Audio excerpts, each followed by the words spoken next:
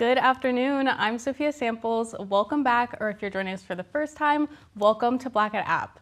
Before we jump in, happy 100th Black History Month. We've got a lot to cover, so grab some popcorn, water, or whatever else you like to snack on. Black Student Association will be hosting a Chill with BSA event on Friday, February 27th at 6 p.m. We'll keep you posted whenever there's a new event. Quick Black History Month fact, it initially started out as Negro History Week in 1926. Dr. Carter G. Woodsman is known as the father of Black History Month because he has chosen the week around Abe Lincoln and Frederick Douglass's birthdays, and had the first celebration in 1926. Educators and students at Kent State University proposed the month in 1969 and celebrated it for the first time a year later. It didn't become Black History Month until 1976 when President Ford recognized the month during the United States bicentennial. It's a new season, which means new faces. We want to welcome Madison, Sean, Jordan, Heather, Venus, and Lizzie to the show. Now let's dive in. By December 2025, the unemployment rate for Black women had risen to 7.3% from 7.1% in November, marking an overall increase from the 5.4% in January 2025. Jasmine Tucker, the Vice President for Research at the National Women's Law Center, said, "When there's more people looking for work, employees can be choosier. Who are they choosing? People who look like them, think like them, talk like them." Tucker also said it wouldn't stop with Black workers, that when the government declared a recession, it would be obvious that the signs were there with Black women. Anthony Joshua, a two-time heavyweight champion, defeated Jake Paul, an infamous YouTuber, with a 6th-round knockout. Social media has been a field day with the fight, as Paul has been controversial for years, along with his brother, WWE wrestler Logan Paul. In an interview before the fight, Joshua spoke about Paul as if he wasn't there, saying he needed to break his spirit and that is how he would win the fight. The 7-day holiday Kwanzaa was observed from December 26, 2025 to January 1st, 2026. As a celebration of African American culture and history. It was created by activist Milana Karega based on his research of African harvest festival traditions from various parts of West, East, and Southeast Africa. Kwanzaa was first celebrated in 1966. Karega said his goal was to give Black people an alternative to the existing holiday of Christmas and give Black people an opportunity to celebrate themselves and their history, rather than simply imitate the practice of dominant society. The principles are unity, self-determination, collective work, responsibility, purpose, creativity, and faith. We'll be back after this message with more things you might have missed.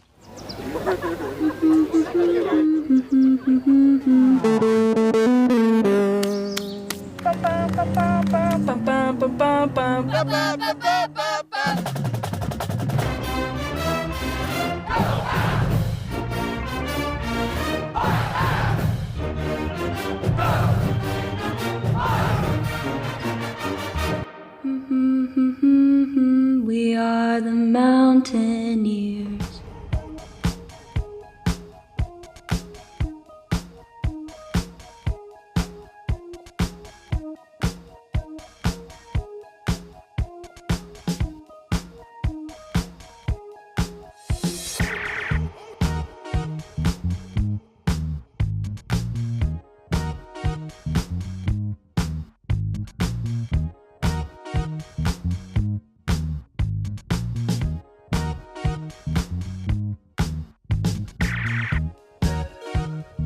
Welcome back. Let's get into it. Elwood Jones, who was wrongfully convicted of murder, was fully exonerated after decades on death row. Initially convicted in 1994 for the murder of 67-year-old Rhoda Nathan at a hotel in Cincinnati, Ohio, Jones was denied appeals time and time again. In 2019, his lawyers filed for a new trial, as they had found new evidence and believed prosecutors covered up 4,000 pages of evidence that could have caused doubt within the jury of Jones' innocence. After spending 27 years on death row for a crime he did not commit, Elwood Jones is a free man. The National Association of Black Journalists marked its 50th anniversary in 2025. It was founded by 44 men and women during a meeting in Washington, D.C. The founders represented various news platforms and disciplines from across the U.S. NABJ was created with a goal to provide quality programs and services to Black journalists, both established and up-and-coming worldwide. Kanye West made a public apology to the Black community and the Jewish community for the harm he's caused through a full-page advertisement in the Wall Street Journal and his social media. He claims that a brain injury from a car crash in 2003 and his bipolar disorder caused a prolonged manic state. West says he lost touch with reality and that he is committed to accountability, treatment, and meaningful change. You know what time it is. The internet's favorite segment is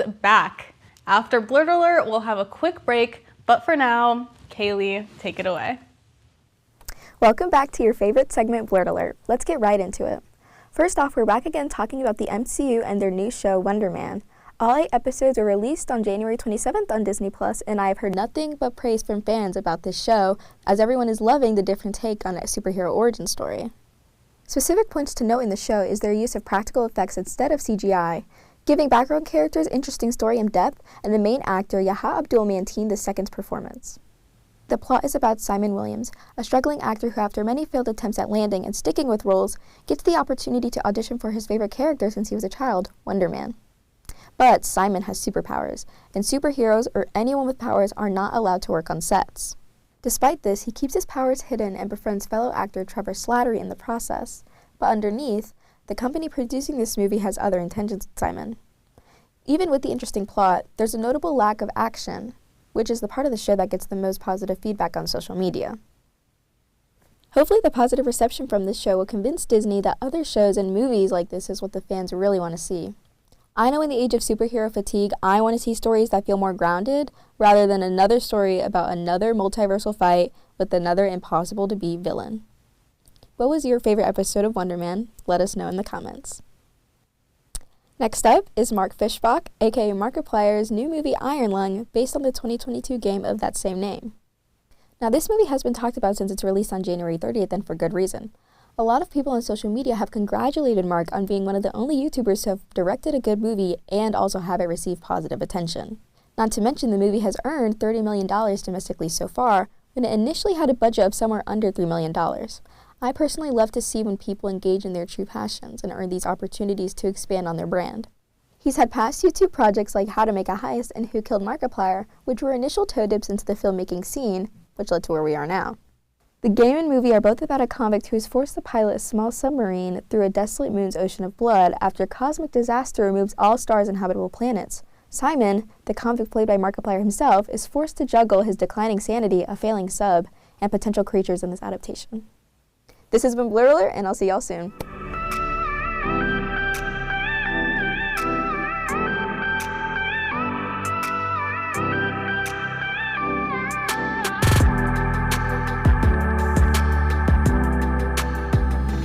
Life is a journey. We're told that there are mountains and valleys before us. A mountaineer trudges through. Where others see an obstacle, a mountaineer sees an opportunity. A mountaineer climbs tomorrow's mountains today. So what is a mountaineer? A mountaineer is you.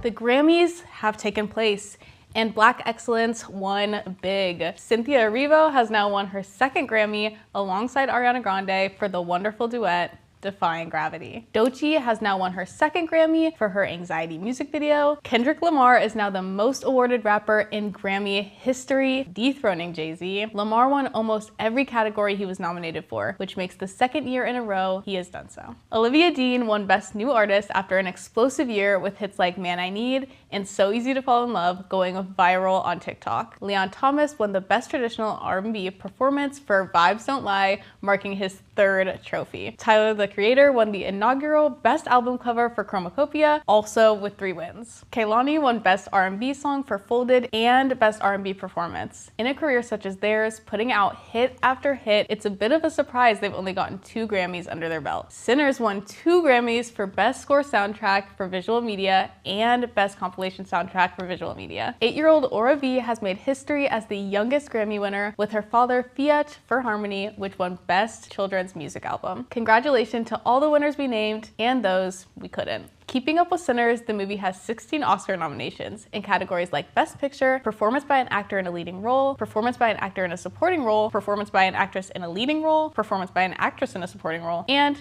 Achievement in Directing. Sinners also has been nominated for 13 BAFTA awards. They're nominated for Best Film, Director, Original Screenplay, Cinematography, and Costume Design, among others. Wunmi Mosaku is nominated for Best Supporting Actress, and Michael B. Jordan has been nominated for Best Leading Actor. There has been so much going on recently, and another one of the rap bigwigs has taken a staunch political turn. Here's Madison with the timeline. Nicki Minaj. You're probably wondering what she's been up to these days, because she was great back in middle school. She's up to fascism. She's doing that now. You've probably seen her hanging out with President Donald Trump, saying things about how she's his #1 fan and that he's gonna grow out his nails so they can match. She did an interview with Katie Miller, and she was asked why she supports Donald Trump. When she was asked, her response was that he's been bullied by the media. In 2018, she tweeted this, talking about how she feels about the, at the time, current administration dealing with immigration. It says, "I came to this country as an illegal immigrant at 5 years old. I can't imagine the horror of being in a strange place and having my parents stripped away from me at the age of 5. This is so scary to me. Please stop this. Can you try to imagine the terror and panic these kids feel right now?" 2018, this was the Trump administration and their dealings with immigration the first time. We know how Nicki Minaj felt about immigration back then. This is how she feels about immigration now. She got a Trump gold card, which people believed would fast track citizenship for green card holders. She even tweeted on January 28th of 2026, claiming that she was finalizing her citizen paperwork as we speak as per gracious, charming president, thanks to the petition. This was her plan all along, aligning with President Trump to get citizenship without jumping through all the hoops that normal people have to jump through.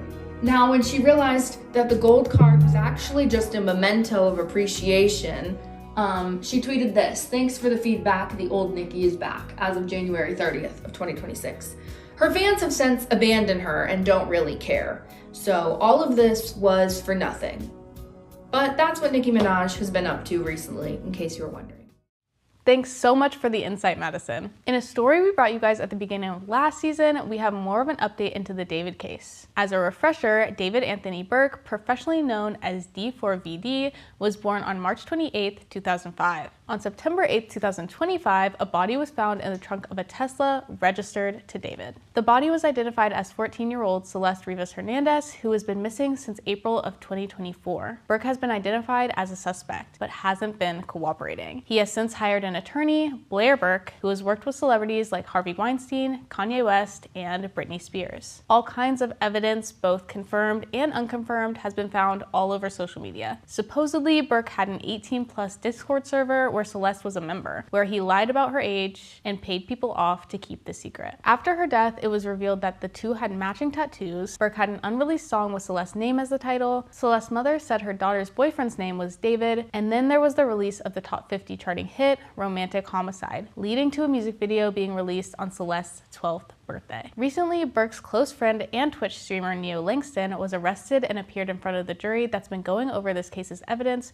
since November of 2025. Langston was arrested in Montana for not showing up as a witness. According to Geo.tv, Langston spent only half an hour in front of the jury, which is a bit weird because of his close relationship with Burke. A private investigator named Steve Fisher was hired to help with the case. He found a large piece of farming equipment known as a burn cage in the singer's Hollywood Hills house. According to his Twitter, Fisher shared that incinerators are not legal to use within city limits and serves no legitimate purpose at a residential property in the Hollywood Hills. The cage was not used and was still in its box when Fisher arrived. He also noticed the presence of other items, including a chainsaw that could, quote, be used in conjunction with a burn cage, which were all delivered under a different name. In an interview with Newsweek, Fisher stated that whatever happened here, it wasn't a finalized plan. She was not meant to be left in that Tesla, and that the plan got upended. We'll keep you updated when we find out more information. Thanks so much for watching. I'm Sophia Samples. Make sure you follow us on Instagram at @BlackAtApp.